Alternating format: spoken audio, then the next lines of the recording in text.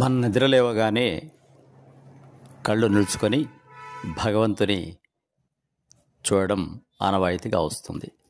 లేక చేతిని చూస్తూ కరాగ్రే వస్తే లక్ష్మి, కరమధ్యే సరస్వతి, కరమూలేతు గోవింద, ప్రభాతే కరదర్శనం అంటూ మన పెద్దవాళ్ళు తెలిపినటువంటి ఆచారం.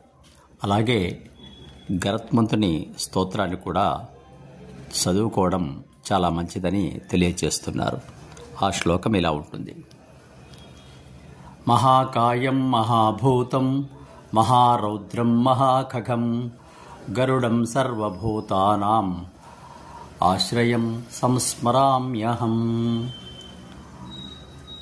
గొప్ప కాయం కలిగినటువంటి వాడు, గొప్ప శరీరం కలిగినటువంటి వాడు, గొప్ప పరాక్రమం కలిగినటువంటి వాడు, గొప్ప పక్షిరాజు అయినటువంటి గరుత్మంతుని సర్వభూతానాం ఆశ్రయం, అన్ని భూతములకు ఆశ్రయమైనటువంటి వాడిని నేను స్మరిస్తున్నాను అని గరుత్మంతుణ్ణి ఉదయం స్మరించడం వల్ల మనలో ఒక రకమైనటువంటి సకారాత్మక భావన, పాజిటివ్ థింకింగ్ వస్తుంది.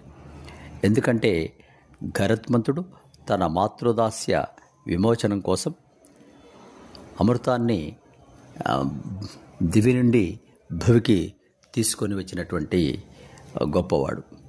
అలాగే విష్ణుమూర్తికి వాహనంగా ఎల్లవేళలా తనపై విష్ణుమూర్తిని ఆవాహనం చేసుకొని ఎల్లలోకలకు తిరుగుతూ ఉండేటువంటి వాడు పక్షిరాజు, మహాబలవంతుడు. అలాంటి వారిని ఉదయం స్మరించడం వల్ల మనలో శక్తి ఉత్పన్నమవుతుంది.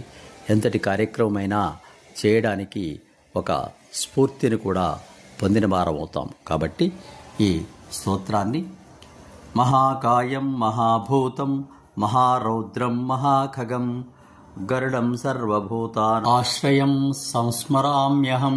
మరోసారి మహాకాయం మహాభూతం మహారౌద్రం మహాఖగం గరుడం సర్వభూతానాం ఆశ్రయం సంస్మరామ్యహం అంటూ ప్రతిరోజు గరుత్మంతుని ప్రార్థిద్దాం.